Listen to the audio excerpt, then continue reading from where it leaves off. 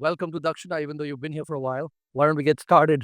First question, if you can tell us your name and where you're from, and then your question, that'd be great. Hello, Monish. I am Aditi Devlia from Devas district, Madhya Pradesh. My question is, tell me about a time when you had to make a decision with incomplete information. What did you do? Yeah, normally I think like when you're in the situation you're in currently, where you're studying for the JE, etc., at least on a theoretical basis, all the information you need to answer something correctly is available to you in books and lectures and other formats. So basically, it's a matter of you kind of knowing and studying what needed to be studied. But many times in the real world, we have to embark on different activities without having all the answers. And if you think about someone like Thomas Edison, for example, and when he was working on inventing the light bulb, he said that I know 10,000 ways how not to make a light bulb. So he had no idea when he started how he's going to make a light bulb. He would try something and it would not work. Then he would try something else, it would not work. And but he was not willing to give up, right? So he kept hammering at it. And each time he did something, there was some data that came to him.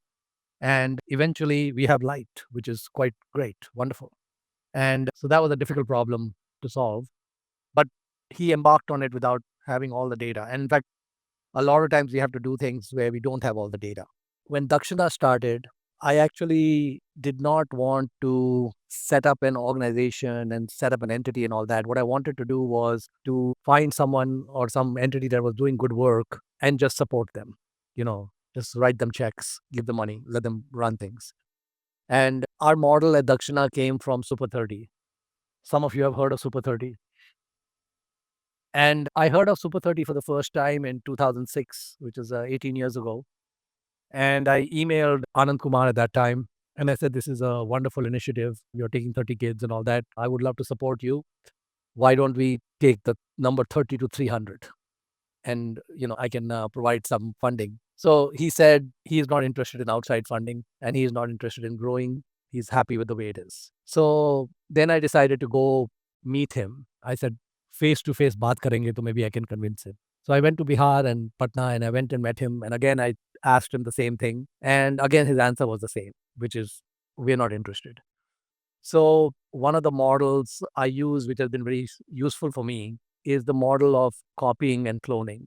आपको बताया गया है कि कॉपिंग करना बुरी चीज़ है। ये गलत बताया है। कॉपिंग करना बहुत अच्छी चीज़ है। And so I asked Anand if he had any objections if I copied his model. And since he was not willing to do it, he said, no, ये तो बड़ी अच्छी बात है. So I said, okay, I like the model. I don't want to really do things on my own, but I'm being forced to do things on my own because this guy is not interested. And we were missing a lot of data at that time. So I knew that Anand had expertise he was a very gifted math teacher and he had other teachers. So he had expertise to teach kids and prepare them for the JE. I had no such expertise, but I knew that I could hire that expertise. We could go to Kota, and we could go to different places, and we could hire faculty, just like Dakshana has faculty now that has been hired. And that part of the equation was available and something we could think about. The piece that I did not know, and I did not know how we would solve that problem, was how would we find talented kids? So what was happening at Super 30 is that Anand Kumar would announce a selection test and 10,000 kids would show up, right, to take the test. And from those 5 or 10,000 kids, he'll pick 30. And anytime you have 10,000 kids taking any test and you pick 30, you should get great results, right? Because it's less than a 1% acceptance. So it should work. If in 2007, Dakshana had announced that we have some selection test, 3 people will show up. Nobody's going to come. So there was a problem we had where we didn't know how we will get the kids, right? And it's a big problem. So this is the example of where we did not know when we started how we will make the model work the way Anand makes it work. We didn't know that. But even in all my business endeavors, when we start, we don't know everything. We have to embrace uncertainty and we have to embrace the unknown. So in 2007, I hired a consultant who later became the first CEO of Dakshana, Ramesh Bhatija. He was in Bangalore. retired guy, IIT Madras grad, and he and I were trying to figure out how we're going to find the kids, right? We know that we can send them to Kota. If we find a kid, we can just pay some hostel in Kota, we can pay some meal service in Kota, we can pay the coaching institute in Kota, so the kid can be taken care of, right? But how do we find the kids? So I told Ramesh to move to Kota. I said, "Do you mind moving to Kota?" He said, "No, no, I'm flexible. I can go." So I said, "You move to Kota and you go visit all the coaching institutes in Kota. And you tell them that if anyone approaches them who has cleared their test, their selection test, but doesn't have the money for the fees, the family doesn't have money for the fees, they should bring it to our attention and we can pay the fees." So for the coaching institutes, it was a positive for them because this way they can get more money instead of just turning away someone who doesn't have the money. And so he met a bunch of these coaching institutes and we got some calls from them saying there's a family, they're crying, they cannot pay, etc. So I told Ramesh, no need to do much due diligence or detailed digging or anything. If the coaching institute is accepting them, just pay everything, right? Don't try to do a lot of analysis or digging as to whether are they poor, is the guy smart, all those things. I said, don't worry about all that. So we got our first 6 callers like that. Different coaching institutes called us, and we had 6 kids in Kota, got them accommodation, got them everything, and they were studying. And then when Ramesh was going and visiting all the coaching institutes, someone said, you should go talk to NVS and you should look at JNV system. He's never heard of the JNV system, so he ignores it. Then again, after 2 meetings, someone again mentions the same thing. You should go talk to NVS and you should look at the Navodaya system. So he said, these people are talking about some school system I never heard of. I said, yeah, when you go to Delhi, go meet them, see what they're talking about. And he met with the Navodaya people, and that solved the problem of finding the kids, right? Because we met with them, and at that time in 2007, Navodaya had a real problem. The problem they had, which is mostly, I think, better now, is after 12th, there was nothing, right? The kids would finish 12th, they're in some remote part of India. What are you going to do after that, right? Even if your family has the money, there's no coaching available in that area or anything. There's not even any awareness of IIT or NEET or anything. So Navodaya was very willing to do an MOU and a deal with Dakshana because nobody else had come and talked to them. And so they were very willing to deal with an organization that has no track record, no history, nothing. Like marta kya nahi karta, right? They have no choice. Today, if someone goes to them, they have a lot of filters they will use and all that, but that time there was no filter. So that's an example of where we started, we didn't know. And we didn't know. So Anand's system did not at that time focus on the Navodaya system. Our model evolved to focusing on the Navodaya system, and it's a beautiful system. And so it worked. And so I've always felt that when you start some business or you are going to start some activity or you want to invent the light bulb or anything you're trying to do, like, or you want to be like Elon trying to send rockets into space, you are not going to have the answers. The first so many rockets that SpaceX designed blew up, didn't work. They had many failures, but each failure taught them something and they kept learning and going. So we have to embrace failure and we have to embrace not knowing everything. If you know everything before you start, probably somebody else has already done it or many people already done it. So the opportunity will not be there because, and it also will not be as much fun. So next question. Hello, Mohnish. My name is Rohan Singh Kawar from Korba, Chhattisgarh. I want to open a hospital after becoming a doctor. How can you help me to open such a large network of a hospital across India? Rohan, it is the wrong question. So when I was starting Dakshana, I'm not relying on someone else to help me. I am assuming koi nahi hai help karne ko, right? So John F. Kennedy, when he was giving his inaugural speech, when he just became president, he said a very famous quote, ask not what the country can do for you.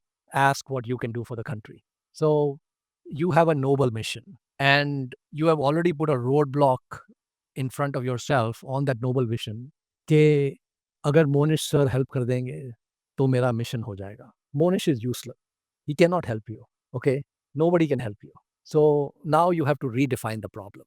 So the redefinition of the problem is with nobody's help, how can I have hospitals to help people? That's a better model, right? Because now you're not depending on someone. And here we have a quote by Gandhi: you cannot change the world, but you can change the world for one person. You can change the world for 10 people. You can change the world for 100 people, 1,000 people, right? So, like when Dakshana started, those first 6 kids we took, they would not be accepted by Dakshana today. So, if they took the Dakshana selection test, none of those 6 would have been accepted. And what happens in Kota is if a coaching institute accepts 100 kids, they know only 6 can go to IIT. The other 94 are to support the system and create the profits. They are not going to go to IIT. So the coaching institutes know when they admit you that you have no chance. They know that. But they have a business to run. So they will tell you, you have done extremely well on our selection test and you have a very good chance to go to IIT. And then all these people go to Kota and only 5-6% will end up with something useful, right? So they made a fool of us also. They said, हमने तो इनको accept कर लिया है. So they were part of the 100, but they were not part of the 6, right? The 6 they will give for free on their own. They don't need Dakshana. If they know you are one of the 6, they will take you for free, right? Because they need the numbers of people who will qualify. But when I started Dakshana, I was not concerned about that. I was not concerned about कि कोई हमारा बेवकूफ़ बना रहा है या कुछ हो रहा है. I was not concerned about that. I was at that time in data gathering mode. So the 6 kids that we were supporting was not going to make any difference to our resources. We had plenty of resources. But we were going to collect data. We were going to get a lot of data of how they are and what's going to happen and so on. So when we go back to your problem about the hospital, so let's redefine the problem. The redefinition of the problem is I am going to provide medical services for free to one person who needs it. Okay, let's say that is the definition of the problem. After you are a doctor, that should be relatively easy to do, right? You can identify a person in your village or wherever. You can find out that the person has whatever ailment. You can try to find the right medical people to help him, the right drugs to help him, the right treatment. And that can be within the resources that you have. You don't need anyone for that. Then you can take that from 1 to 2 to 5 to 10, and you can keep going. And basically, again, what would happen is that once you start doing the work, you don't need Monish. Other people will come to you and say, how can we help you? How can we support you? When Dakshana started, I had no plans that any money will come from anywhere else. My plan was that I will fund it. But now, a large portion of Dakshana's budget doesn't come from me. It comes from all kinds of other people, all kinds of other companies. Some of them you have met, they have visited the campus, etc. I didn't know that they will show up, but they have shown up.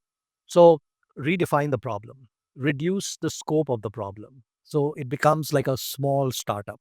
And when you have only one person you're helping, you will get a lot of data when you're doing that. So I'll give you an example. There's a book called Infinite Vision. You don't need to read this book now because I don't want you to get defocused. But maybe before you finish medical school, you can read the book. There's a organization in Tamil Nadu, headquartered in Madurai, called Arvind Eye Care. Have you heard of Arvind? How many of you have heard of Arvind? Raise your hand if you've heard of Arvind. So few of you have heard of Arvind. So there was a eye doctor. He has a very long South Indian name, which I don't remember. But he used to tell everyone to call him Dr. V. Venkatachalam probably, I think, but let's call him Dr. V. So Dr. V wanted to provide a lot of eye care services for poor people. And he wanted to provide them for free at a large scale. And he built one of the most remarkable organizations which provides this service. And I just want to go over a couple of things that Dr. V did. So they do a lot of cataract surgeries. So cataracts is a very common problem, especially if you're poor. You know, your eyesight becomes all blurred and all. You cannot afford the operation, and quality of life is very low, etc. He wanted that anyone who wants cataract surgery can just come to Arvind, and for free they are taken care of. So how can he take care of it for free, right? And so he did a bunch of things that were so brilliant. I visited Arvind Eye Care many years back. It was the most amazing visit, and the book talks about it. So Dr. V was an innovator. He was very innovative in his thinking. One time he was visiting the United States, and he noticed that in McDonald's, they are producing all this cooked food, right? But there are no chefs in the kitchen. If you look inside the McDonald's restaurant, or KFC or any of those, there are no chefs. They take a person from the street, they give him 3-4 days training, and then the food is being prepared. So what they have done is they have broken everything down into steps. So you don't need to be a chef. No one working there is a chef. Like if they have to produce a chicken sandwich, they'll say from the truck, the frozen chicken will come. You have to put it in this place at this temperature, pull it out after 2 minutes. You do this, add these things. Chicken sandwich is ready. Paneer sandwich is ready, like that, right? So he said, why can't we do eye surgery like that? Why do I need a doctor? What is a cataract surgery? It's a set of steps, right? So he looked at every single step that was required to do a cataract surgery. And he carefully asked himself, do I need a doctor for this? And what he did was he put a large number of those steps on the nurses. So the doctor is expensive.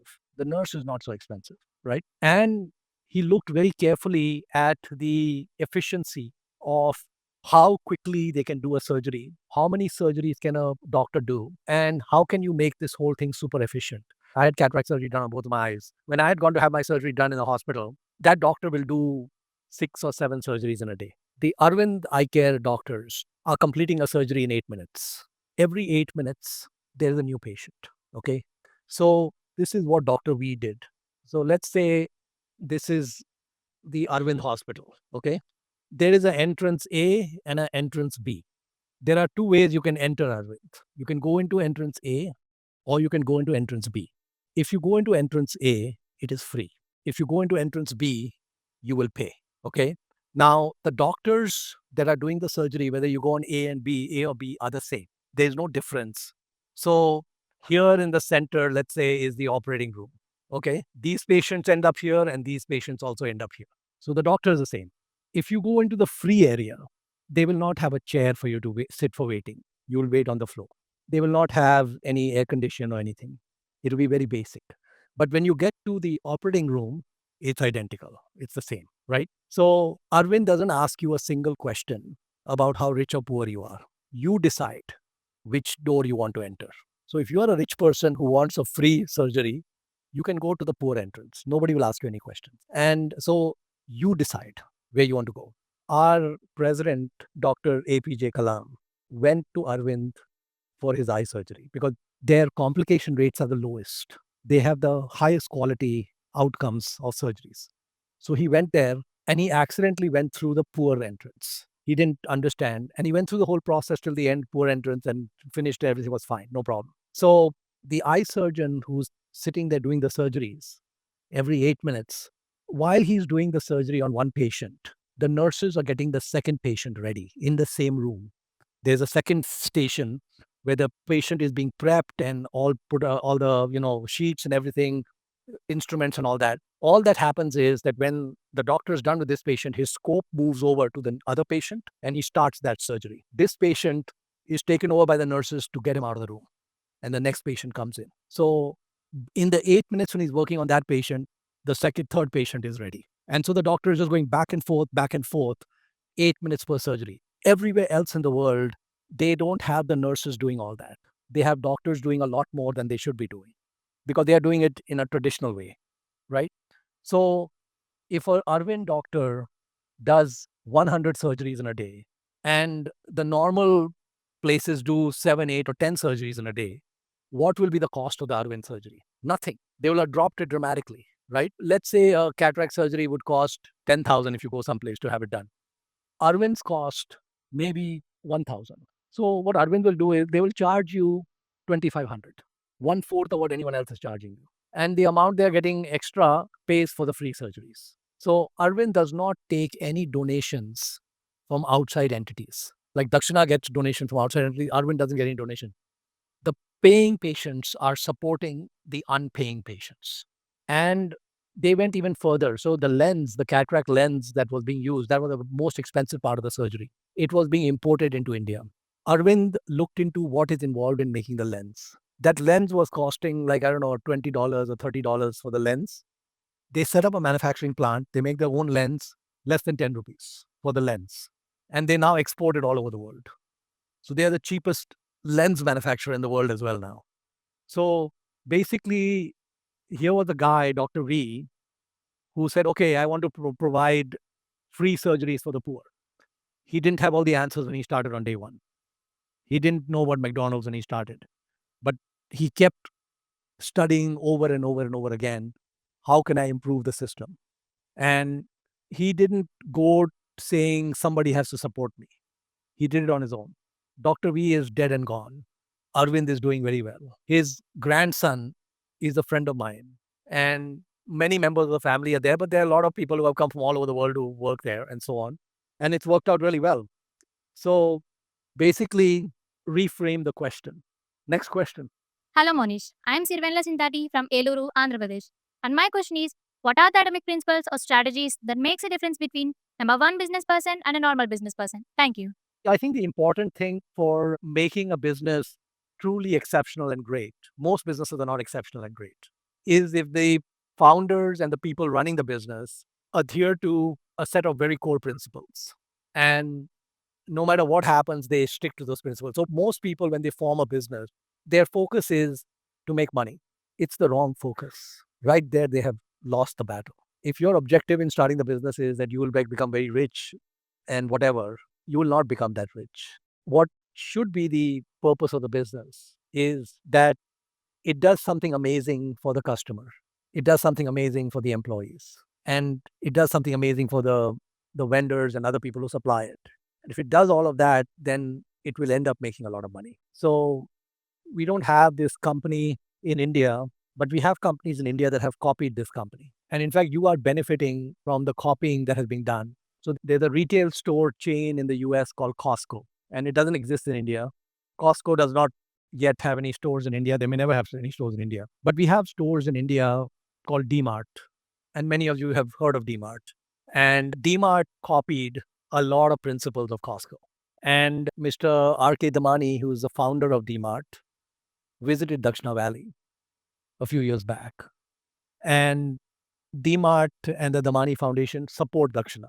So actually, you are a beneficiary of generosity of an exceptional business person.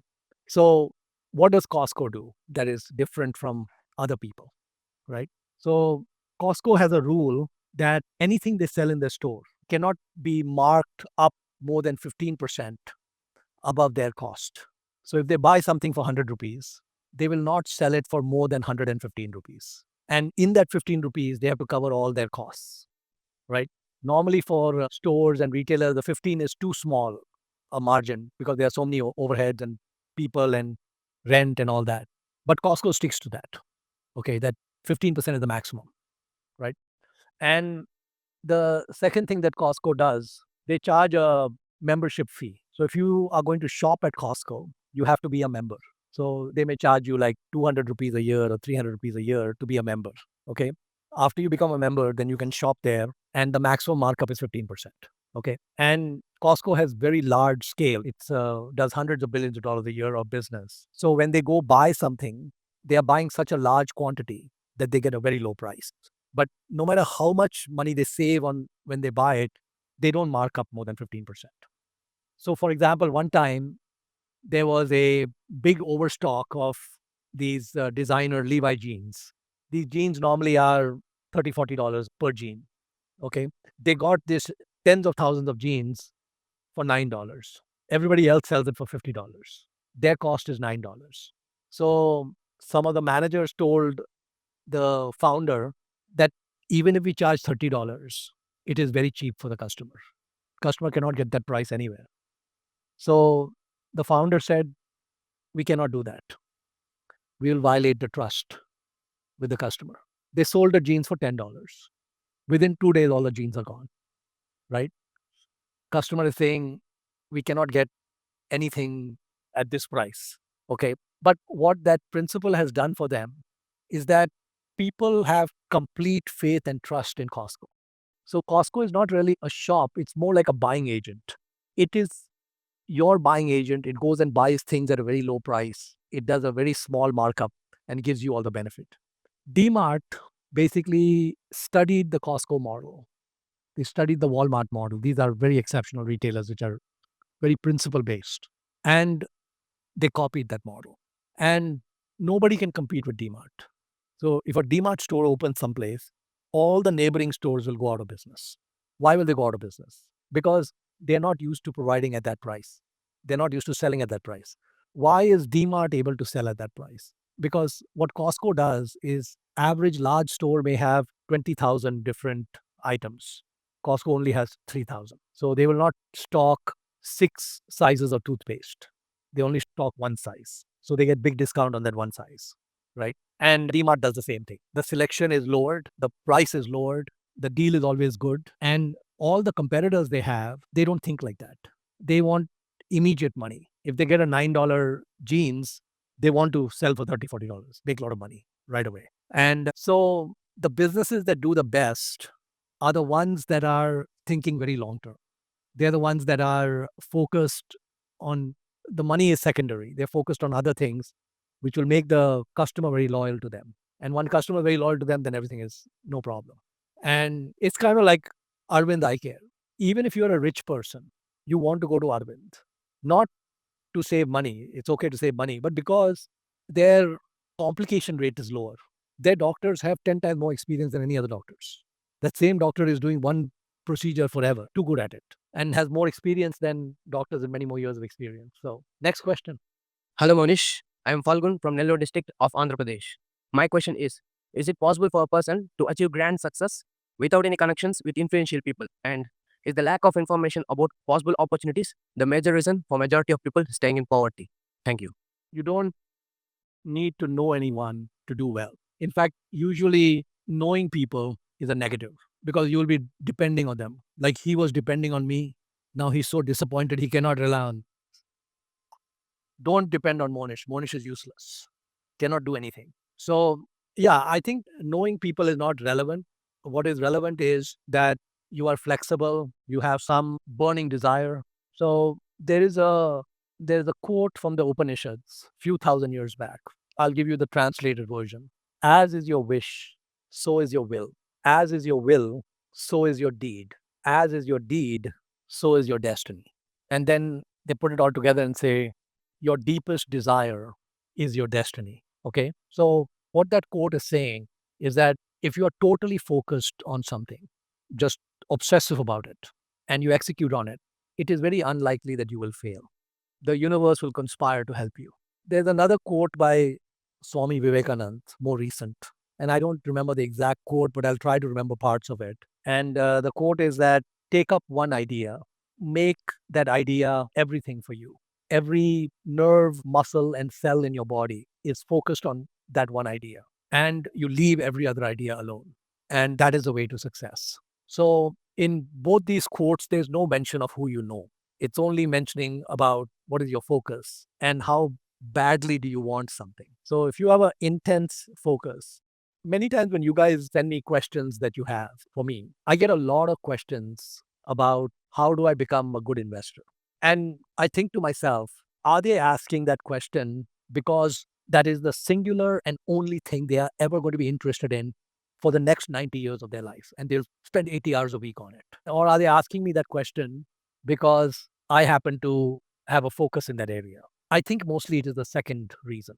I don't think it is the first reason. So if you had a desire to be a truly exceptional investor, you don't need to ask anyone anything. So someone was 19 years old and asked Mozart. Mozart was a very famous composer of music. So he asked Mozart, how do I compose a great symphony? You know, it's a complicated piece of music. So Mozart told him, you are too young to compose a symphony. You're only 19, too young. So the guy told Mozart, you wrote your first symphony when you were 6 years old. Mozart said, yes, but I was not going around asking people how I should write it, right? So if you want to be the best brain surgeon or the best cataract surgeon or the best investor or the best rocket scientist, you can figure it all out. You don't need to ask anyone anything. You can just figure it out. And the only question is, are you willing to do 100 hours a week on it for 80 more years? Full on, nothing else, right? If you're willing to do that, it'll happen. If you're not willing to do that, then such is life. You'll be in the shallows for a long time. Next question. Hello, Monish. I am Pravesh Nadyal from T. Gadwal, Uttarakhand. So, my question is, what make you different? My teacher generally used to say, Monish has something special. Ajay sir says Monish is good at copying. So, I want to know about those qualities that make you different and set you apart from this crowd. What Ajay said is correct. I'm just copying. अभी कोई और सोच लगाकर super 30 जैसा idea create करे Why should I try to create something? Just copy it. If you want to do great work in cataract surgeries, you don't need to create anything. Just copy Arvind, right? It's already there. They won't even stop you. You can just go in and see everything, check out everything, copy everything, and set up something that does the same thing. So humans have this kind of, I think, wrong mental model. Like they will see, let's say, a Starbucks coffee shop, and they'll say, "Oh, this is a very good coffee shop," and then they'll say, "I cannot create another coffee shop because already there is Starbucks." But there can be 10 different kinds of coffee shops. They can all be successful. They can be coffee shops that are very similar to Starbucks that can be successful. So the important thing in life is figuring out certain mental models and going all in on those models. So what I found out is that cloning and copying is a great model. What I also found out is that most humans are complete idiots. They think copying is beneath them. They don't want to take someone else's idea and duplicate it. So let's say DMart is there. Why do we not have a second DMart in India? Is there a second DMart? Why? I'll tell you why. Because out of 100 humans, there are only 2 or 3 of them who are willing to copy things others have done. Very willing to do that. 97, 98% are saying, ये already हो गया है, ये नहीं कर सकते. किसी और का idea है, I want to find something else. So they leave all that alone and they miss that idea. So what I found is that if you figure out certain mental models and you go all in on those models, especially the models that the other humans do not understand how powerful they are, and when you start combining these models together, you get extreme effects. So let's take another model. Let's call it the model of honesty. Okay. Now, we always hear honesty is a good policy. Good to be honest, right? What people don't tell you is that being trustworthy, being that other people can trust you, gives you a very big advantage in life. So, what has DMart and Costco done? They have created extreme trust, right? They create extreme trust. But as an individual, you can also create extreme trust.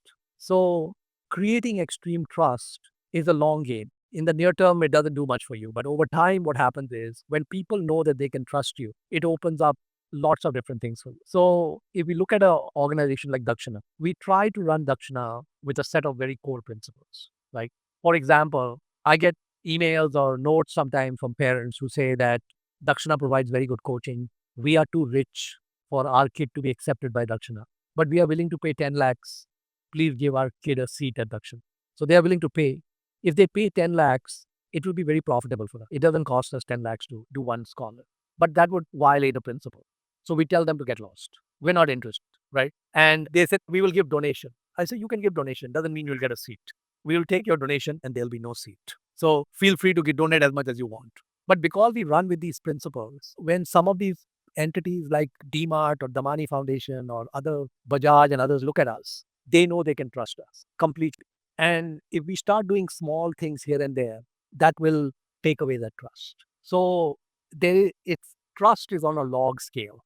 So at the extreme right end of the scale, you get an exponential payoff because it's on a log scale. But it takes a long time to get there. So what probably Ajay and others who look at me don't fully understand, like Ajay says, he's good at copy. That actually is not fully correct. What is correct is to say he's figured out a set of mental models that give him a big advantage in life that other humans are not willing to adopt. So if you take 2 mental models, the mental model of copying and the mental model of trustworthiness and honesty, and you combine the 2 mental models, right? I've only combined 2 models so far. So now Dakshana, for example, has the copying mental model. It has the trustworthy mental model combined. But those are not the only 2. There are many additional models that are built into Dakshana. There may be another 8 or 10 models that are built in. And when you start cascading these models on top of each other, you get exponential effects. So 1 plus 1 becomes 11. And that's where the mental models take you to a completely different place. And there is another mental model. It's the mental model of compounding. That model is also at work at Dakshana. So the compounding mental model is not at work at Super 30. And the first model, which we copied, that very much is there, but they don't have the other models. And so the important thing in life is to be a collector of anomalies. Do you know what an anomaly is? An anomaly is something that is true, but it's weird that it's true, something unusual. The way Arvind Eye Care does surgeries is an anomaly. right? Because everyone else doesn't do it that way, right? The way DMart does retailing is an anomaly. What we want to do in life is we want to observe around us anomalies, and we want to understand why these anomalies work. And then we want to see what mental models are involved in those anomalies. And then we want to extract from it, right? So just the mental model of compounding itself is extremely powerful. But when you start putting compounding into something like Dakshana, it just goes crazy. So there's a guy who invented the game of chess, and there was a king who loved the game.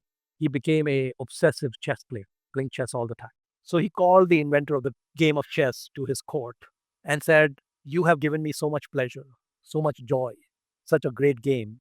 I want to give you any gift you want." So the inventor of the game of chess says to the king, "I'm so happy that you like this game. I don't have much demand. All I want you to do is, on a chessboard, I want you to put 1 grain of rice on the first square. And then I want you to put 2 grains of rice on the second square. And then I want you to put 4 grains of rice on the third square.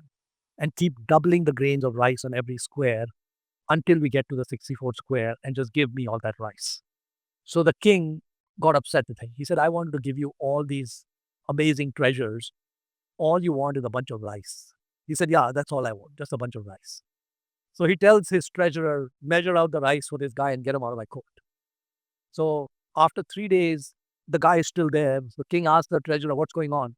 He said, "Sir, it took us a while to run the calculation, and we don't have the rice. In fact, that amount of rice does not exist in the entire kingdom. And in fact, that amount of rice does not exist on the entire planet. So we have 1 plus 2 plus 2 squared plus 2 cubed dot dot dot dot dot plus 2 to the power of 63. So this is 2 to the power of 64 minus 1. Okay. Now 2 to the power 64 is a big number. So 2 to the power 10 is 1024. Okay. Which we can say, let's say, to make the math simple, is 1000. So it's 2 to the power 10 times 2 to the power 10 times 2 to the power 10. We do this 6 times 2 to the power of 4. Okay.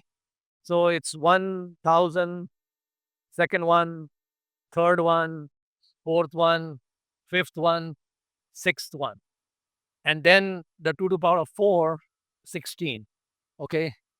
That's approximately, it's actually higher than that because I took away the 24. Right. So it's bigger than that number.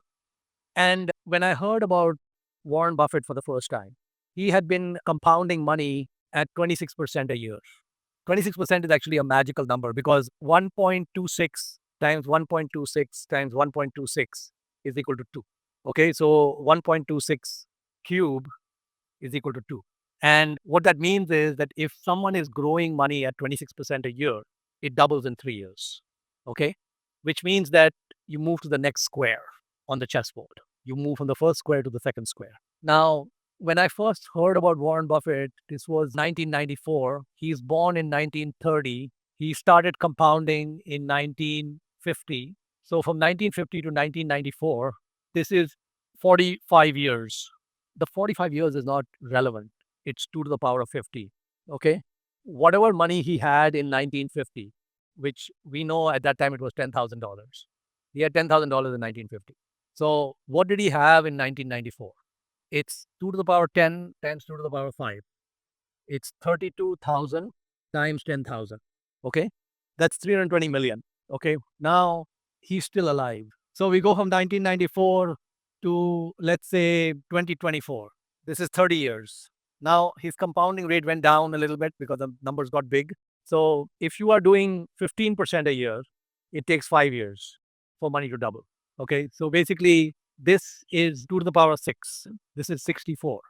Okay. So we take 320 million. So this would come out to approximately 20 billion. In rupees, it's a huge number. Anyway, so compounding is an anomaly. It's also magical, right? And so when I heard about Buffett in 94, I said, I want to figure out compounding. I want to figure out the mental model of compounding. The mental model of copying goes on steroids when you add it to the mental model of compounding. And so basically, the bottom line is that the combination of these models make it really powerful. So, like, for example, let's say Dakshana currently spends 25 crores a year. And let's say that spending compounds at, let's say, the 26%. Okay. We double that amount every 3 years. So I'm 60 years old. If I keep doing that till I'm 90, what that would mean is that it'd be 1000x by 90 of what we are spending. So the 25 crores a year of spending 30 years from now would be 25,000 crores a year of spending. Okay. And from 1000 kids a year being taken by Dakshana, if we were doing the same thing, we would take 1 million kids a year. Now, we don't have 1 million IIT seats and we don't have 1 million medical seats. Okay. So Dakshana actually, once it's spending 70 crores or something per year, this model will max out. We cannot do anything more. So we have to find other models. And so that's the game I'm playing. And the game I'm playing is that eventually the engine giving money away is hopefully spending thousands of crores a year. And we keep looking and copying what other people have done and we bring it into the fore and just go from there. So let's go to the next question. Hello Monish, I am Arvind Kumar Sharma from Jamshedpur, Jharkhand. I am pleased to ask you a question about the pathway to get into the field of entrepreneurship. I know that you have been in this field for a very long time, and I also want to get into this, but it feels kind of tough to me to get into this without such a background. So, what could be the initial steps for me that could be helpful for me to get into this and achieve my planned goals? Thank you. So already you know the quote from the Upanishads. You already know what Swami Vivekananda said. If your most burning desire is to be a successful entrepreneur, it will happen. The first step towards doing that is to identify offering gaps. Offering gaps means that something that should exist in the world but does not. Those are kind of hard. But what may be a little easier way to get to offering gaps is someone else is doing something smart and there should be 3 more of those.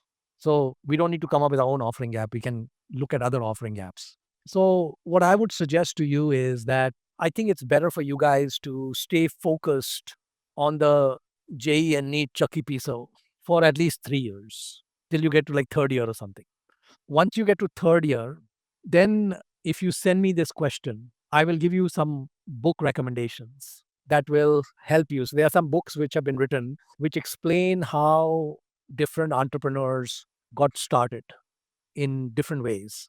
And some of those books are very useful because you can see that journey. And then that will explain to you how to think about it. But the important thing is think small. First, you think small, something that can be started small and then later can be scaled up.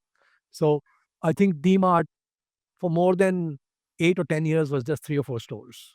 It took a long time from there to scale, but initially they were fixing their model. And so I think that's the key is that if you have an intense burning desire, there are offering gaps. Like I would say that what Dr. V did with cataract surgery can be done for many other medical procedures, right? That model is a very powerful model. And that model can be applied in many different areas. And so that's one area to focus on if you are on the medical side. And similarly on the engineering side, I mean, I think that just be an observer of what is going on around you, what people are doing around you, and take it from there. Let's go to the next question. Hello Monish, my name is Abhishek Kumar. I am from Aurangabad, Bihar. My question is, how can a person with zero balance start a startup to elevate their own poverty as well as of their village and India? How and with what amount did you start a startup? Thank you. You don't need any money. In fact, if you have money when you start a business, it will fail because you will spend it stupidly. So it is an advantage to not have anything. And it's an advantage to be tight and to think small. And I think that if you study the great entrepreneurs across many different industries over many different decades, and you go back to the beginnings of what they were doing, you will find that they had hardly anything, didn't really have any resources or did not come from wealthy background or anything, but they were very hardworking and they were creative and they figured out things that people wanted and they went from there. Next question. Hello Mohnish, I am Adesh Suryavanshi from Shajapur, Madhya Pradesh. So, as we all are studying here for education, skills and money, our ultimate focus after leaving Dakshana is to become like you and contribute to the society. Also, we want a better lifestyle after Dakshana. So, my question is that how can we become a successful person by using our skills and knowledge and become expert in money making? Thank you. I mean, I think that, like I said, if it is your main focus and you figure out core mental models. To be successful in business, you have to be extremely honest. So what the thieves don't understand, that if they were honest, they would be so much wealthier. And so honesty is not just the best policy. Honesty is the most lucrative policy. It'll make you the wealthiest, actually. So if you understand the mental models of copying and cloning, of honesty and trustworthiness, of compounding, and many other models that you will figure out on your own, and you start overlaying them together, it just cascades on itself. And it's something that you should keep in mind. The other thing is that when you make small bets, like you have a job and you're making a bet on the side, and that startup doesn't work. In my case, the first 3 startups I did not work. But the total money that went into all 3 together would be less than $1,000. So almost no money went into them. The fourth one also took very little money, but it worked. So if you have a job, you can do startup number 1 while you have your job. Doesn't work, no problem. Startup number 2. You can do infinite number of startups. And if you stick to the principles, etc., something will work. And each one of those that you try is going to teach you something. And the payoffs are asymmetric, right? So if it works extremely well. And if it doesn't work, your downside is limited. So that's another good model to have, where if you fail, it has no impact. And if you succeed, it has a huge impact. And so that also works very well. So thank you so much. And I wish you all the best. Stay focused on the Chucky piece for some time. Then you can try to get out of the grind and take it from there. So thank you.